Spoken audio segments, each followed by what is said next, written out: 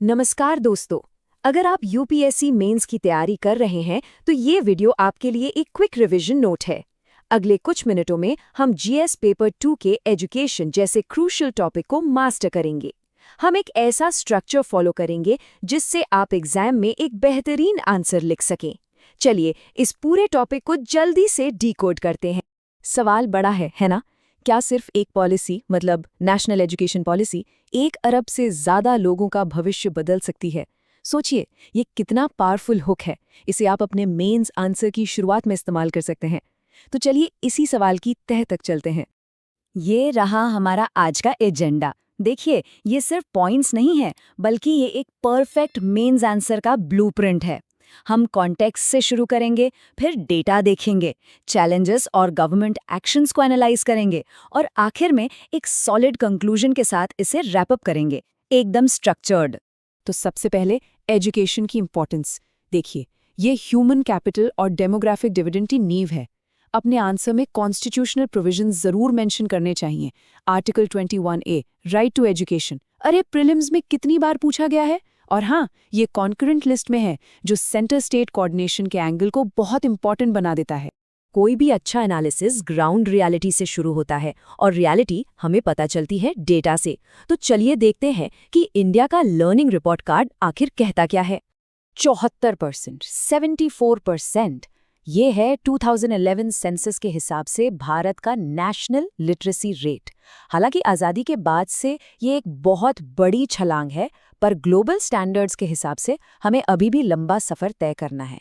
ये डेटा आपके आंसर के इंट्रोडक्शन के लिए एक सॉलिड स्टार्टिंग पॉइंट है। और इस डेटा में जो सबसे चिंता की बात है, वो है ये जेंडर गैप। पुरुषों में लिटरेसी 82% है, जबकि महिलाओं में सिर्फ 65%। मतलब सीधा सीधा 17% का फर्क। ये दिखाता है कि विकास का लाभ सब तक बराबर नहीं पहुंचा है। सोशल जस्टिस से जुड़े आंसर्स के लिए ये एक क्रिटिकल पॉइंट है। करीब 14%, ये वो आंकड़ा है जो सेकेंडरी लेवल पर स्कूल छोड़ने वाले बच्चों का है। इसका मतलब जानते हैं? हर 7 में से एक बच्चा अपनी बेसिक स्कूलिंग भी पूरी नहीं कर पा रहा। ये यूनिवर्सल एजुकेशन के लक्ष्य और स्किल्ड वर्कफोर्स बनाने के रास्ते में एक बहुत बड़ा रोड़ा है। तो यहाँ सबसे क्रूशल पॉइंट ये है कि असली क्राइसिस सिर्फ एनरोलमेंट का नहीं, बल्कि लर्निंग आउटकम्स का है। एसर की ये रिपोर्ट सच में चौंकाने वाली है। बच्चे स्कूल तो जा रहे हैं, पर क्या वो सच में कुछ सीख रहे हैं? यही फाउंडेशनल लिटरेसी एंड न्यूमरेसी यानी FLN का कोर इशू है। चलिए अब आते हैं मेंस आंसर के सबसे इंपॉर्टेंट हिस्से पर, क्रिटिकल एनालिसिस।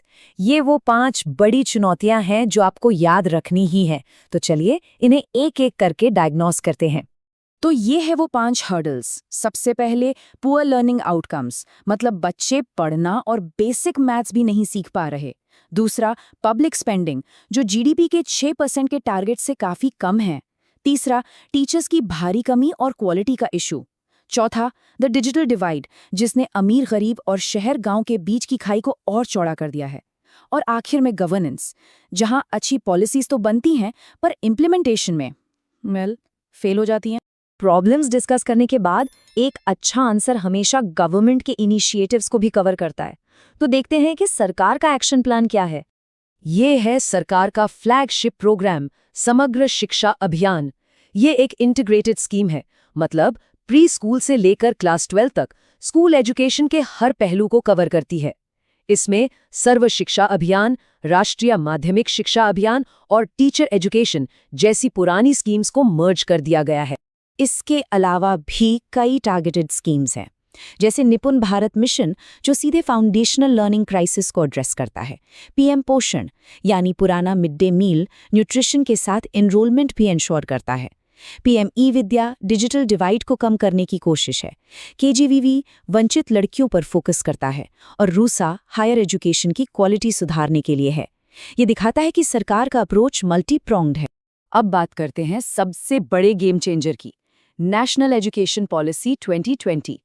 ये हाल के सालों का सबसे सिग्निफिकेंट रिफॉर्म है और UPSC आपसे इसका एक बैलेंस्ड एनालिसिस एक्सपेक्ट करता है। तो चलिए इसके प्रोज और कॉन्स दोनों देखते हैं। NEP का जो सबसे बड़ा और सबसे पहले दिखने वाला चेंज है, वो है स्कूल स्ट्रक्चर में। पुराने 10+2 सिस्टम को रिप्लेस किया है नए 5+3+3+4 स्ट्रक्चर ने। याद रखिएगा, ये प्रीलिम्स के लिए एक हाई यील्ड फैक्ट है। तो NEEP का प्रॉमिस क्या है? इसका विजन बहुत एम्बिशियस है। फाउंडेशनल लर्निंग पर फोकस, रटने की जगह कॉम्पिटेंसी बेस्ड लर्निंग पर जोर, आर्ट्स और साइंस में कोई हार्ड सेपरेशन नहीं, हायर एजुकेशन के लिए एक सिंगल रेगुलेटर और टेक्नोलॉजी का भरपूर इस्तेमाल। सुनने में तो काफी अच्छा लगता है, लेकिन एक बैलेंस्ड पर्सपेक्टिव के लिए अब सिक्के का दूसरा पहलू भी देखना जरूरी है। NEP के सामने चैलेंजेस क्या हैं? पहला, फाइनेंसिंग गैप। GDP का 6% का टारगेट अभी भी दूर है। दूसरा, फेडरलिज्म कंसर्न्स, क्योंकि एजुकेशन एक कंकरेंट लिस्ट सब्जेक्ट है। तीसरा, प्राइवेटाइजेशन का डर। चौथा, डिजिटल डिवाइड का इश्यू। और पांचवा, इम्प्लीमेंटेशन कैपेसिटी, मतलब टीचर्स की ट्रेनिंग और खाली पोस्ट्स का बड़ा मुद्दा। और अब हम आते हैं अपने आंसर के फाइनल सेक्शन पर, द वे फॉरवर्ड, यानी हमारा कंक्लूजन। यहाँ हम प्रॉब्लम्स के लिए एक्शनेबल सॉल्यूशंस प्रेजेंट करेंगे। देखिए, ये टेबल फॉर्मेट कंक्लूजन के लिए एकदम परफेक्ट है।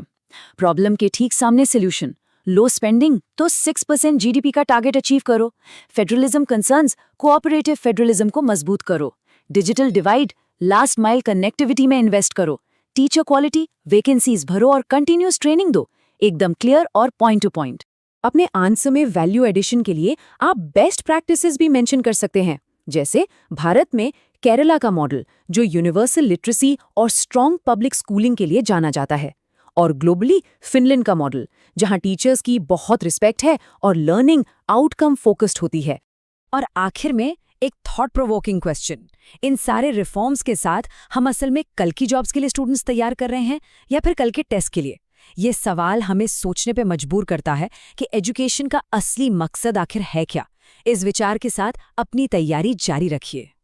Are you preparing for civil services? Do you want to ace it? तो हमारे साथ जुड़िए और ऐसे ही एग्जाम ओरिएंटेड वीडियोस देखने के लिए चैनल को लाइक, शेयर और सब्सक्राइब करना ना भूलें।